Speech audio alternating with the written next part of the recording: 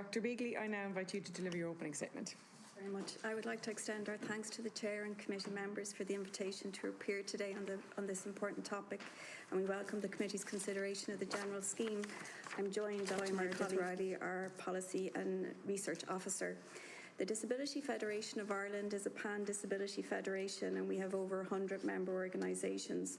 We work with our members to support the implementation of the UN Convention on the Rights of People with Disabilities, guided by values that reflect the rights, dignity and lived experience of disabled people, and we believe in a society that values every person equally.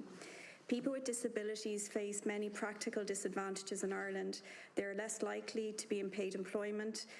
They are significantly more likely to live in poverty or at risk of poverty, in part due to the considerable additional daily costs that come with having a disability. Structural barriers impact opportunities for inclusion, so any reform of equality legislation is timely.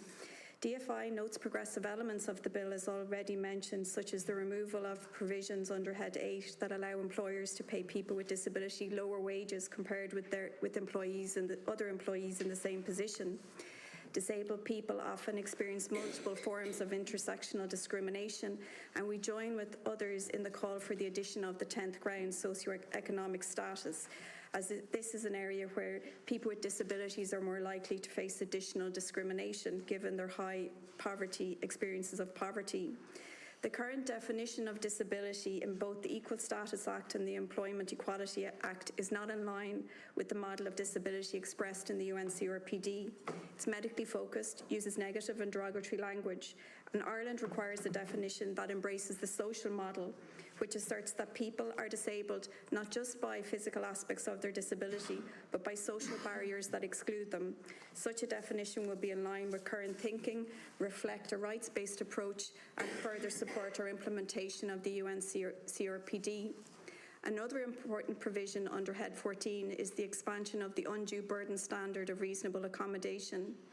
A failure to accommodate customers by insurance companies is not the biggest challenge that people with disabilities face. The Equal Status Act allows insurance companies to charge disabled people higher premiums in some cases.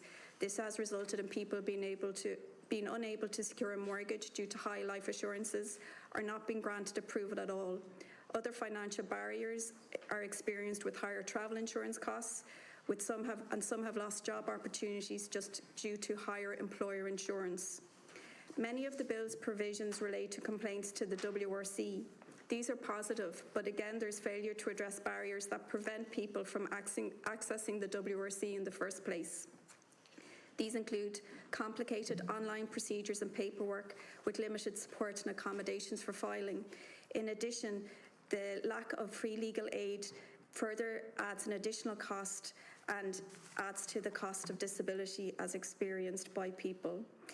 DFI believes that these changes would move to a more equal society for disabled people in Ireland and strengthen our equality framework. It's only one step, however, and further work needs to be done for Ireland to fully ratify the UNCRPD. Thanks for the opportunity again. Happy to take any questions. Very much.